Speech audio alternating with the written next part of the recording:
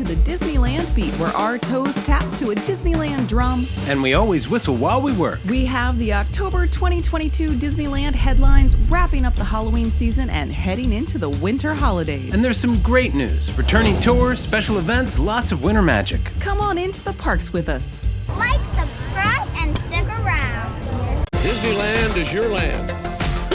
Come seek an adventure into your pirates, eh? Make the jump to Livestreams.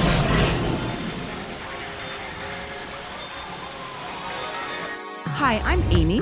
And I'm TC. Disneyland is currently in the heart of Halloweentime. It's getting seriously spooky now, folks. The Oogie Boogie Bash is rocking out at DCA on select nights. There are quite a few dates, but the Disneyland app does a pretty good job of letting you know when you make your reservations. When the bash is happening, DCA closes at 6 p.m., so be ready for Disneyland to be pretty packed on those nights. Disneyland, Halloween Screams, the Main Street Pumpkin Festival, Dia de los Muertos, Holiday Mansion, and more are putting us in the Halloween mood. And overall, crowds have been heavy but reasonable, with no shortage of visitors during the weekdays and lots of locals on the weekends and evenings. Disneyland recently raised prices. Almost every ticket, including multi-day tickets, got bumped up a bit in price, as well as the cost of Genie Plus and hotel parking. With this move, the Spider-Man ride Web Slingers was moved from being an extra-cost Lightning Lane attraction to joining the regular Genie Plus roster. This leaves only Rise of the Resistance at Disneyland and Radiator Springs Racers at DCA as the current extra-cost Lightning Lane attractions. And to be clear, folks, Lightning Lane and Genie Plus are both the line skipping service you can purchase at the parks. It really does get confusing. Genie Plus will now cost $25 if you buy it in advance, and from day to day while in the parks, the price will be demand pricing starting at $20. There is a rumor going that Disneyland will be retiring paper tickets for everyone. We find this to be a surprising move. We think a better transition would be to make them optional. What do you folks think? Does everyone have a smartphone, like absolutely everyone? A permit has been pulled at Walt Disney World that appears to outline the start of construction of Tiana's Magical Bayou Adventure at that park. It looks like the ride would be completed by July 2024 when the permit expires. No word on when this is going to happen at Disneyland. Personally, we expect it to close when it normally would for its January or February refurbishment, and then just stay closed for the overhaul. Disneyland is holding a Mixology seminar at Trader Sam's October 24th that sounds really cool. It includes tips from a master on how to make delicious Halloween-themed concoctions, followed by a fireplace reception with drinks and hors d'oeuvres. We're going to be in the parks the week before Halloween. On October 25th, we're going to be doing a live stream with two different YouTube channels, Damien the Disney Hacker and the Lost Boys and Girls, and we're going to be walking around the parks. And on October 26th, we're going to be doing a live stream because it's the first day with Magic Band Plus debuting at Disneyland. So keep an eye out for that. It's going to be a lot of fun. Magic Band Plus will probably get more features as time goes on, but for now, you can use it for entrance to the park using reservations and interactive park elements, including the winter holiday nighttime spectaculars. Speaking of, Disneyland has dropped some more info on what's coming to the merry holiday season at the parks this year.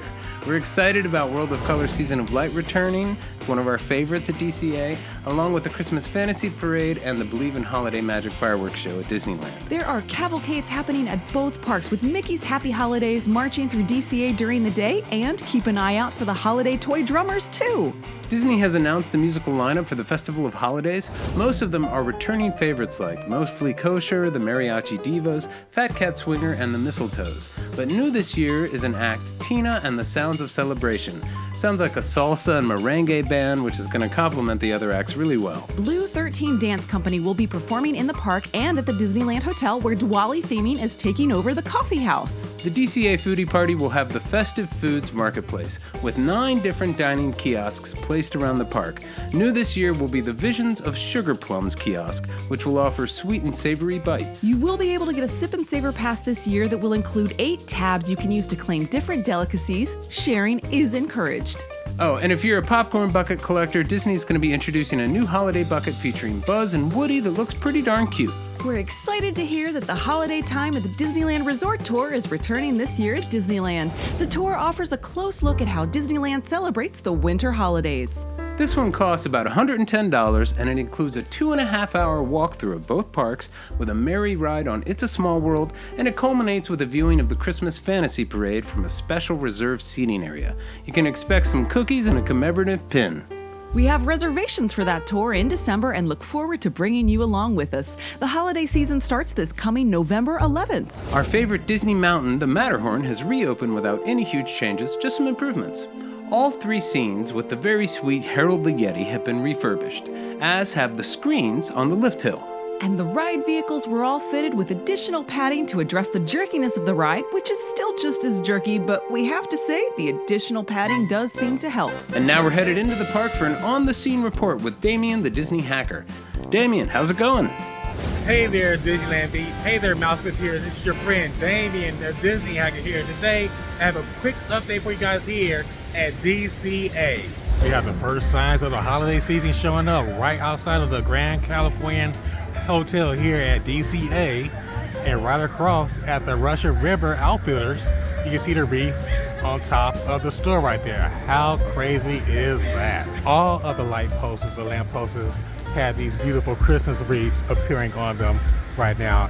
And folks, it is not even the middle of October yet. It's not even November. Now let's check out some of the cool new merchandise inside of the Avengers Superstore here in the Hollywood backlot area of DCA.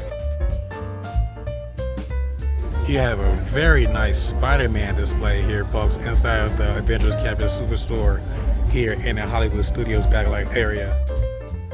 We're in the back portion of the Marvel Superstore here at DCA, and they have this amazing Black Panther display set up right here. Very, very cool.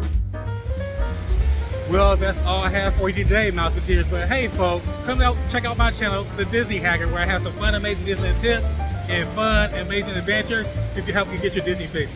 Thanks again, everybody. Now back to you guys, Disneyland Beat. Thanks so much, Damien. There's not a ton of construction going on at the parks, just some of the usual suspects. Downtown Disney continues to get its West End project worked on, and the Pixar Place Hotel is totally under wraps, so be super aware of that before you book that hotel. And Mickey's Toontown continues its closure until sometime this spring. However, the new e-ticket attraction, Mickey and Minnie's Runaway Railway, will be opening this coming January 27th in 2023. Looking at attraction closures for October, we can see that Walt's Treehouse, still listed as Tarzan's Treehouse on the site, is closed. No idea what's going on there. Starting the 24th, both It's a Small World and the Sailing Ship Columbia close. The Sailing Ship just for a few days. Small World is closing to get its winter holiday overlay, and the Sailing Ship Columbia for regular maintenance. There will not be Phantasmic performances on those days anyway. Heading into November, Tarzan's Treehouse stays closed for the whole month, no idea again, and Monsters Inc. goes into a long 3-week refurbishment. Monsters Inc. recently closed to get its facade worked on, so hopefully this time the work is being done inside, refreshing the ride. The Redwood Creek Challenge Trail closes from the 1st through the 11th as the Villains Grove gets wiped away and the whole place gets ready for Santa's annual visit. And from the 14th through the 16th in November, Indiana Jones will close for what can only be some minimal safety maintenance, despite the long list of things that need repair on it. Oh well. Disneyland will be partnering with the Los Angeles Rams in a project that will bring players and cheerleaders to the park and characters to the stadium. Disneyland is sponsoring Rams Kids Fact Friday, a program aimed at engaging kids in sports, and participants in the Rams Youth Football program are going to get to go visit the park. Well, that's it for us today, everyone. Before you go, please take a moment to check out our Shopify store where we sell high-quality framed photography and canvas prints. We just updated our inventory to put out a new image as well. Thanks, everyone. May the light in the firehouse window always shine bright, and may your dreams always come true. See you real soon, Mouseketeers. Never saw a human child on the loose today. It never happened. Okay. Hello, humans. Hi. Have you seen Wazowski? Yeah, he's in there. Tell Wazowski I'm waiting for his paperwork. Okay. If I can see it sometime.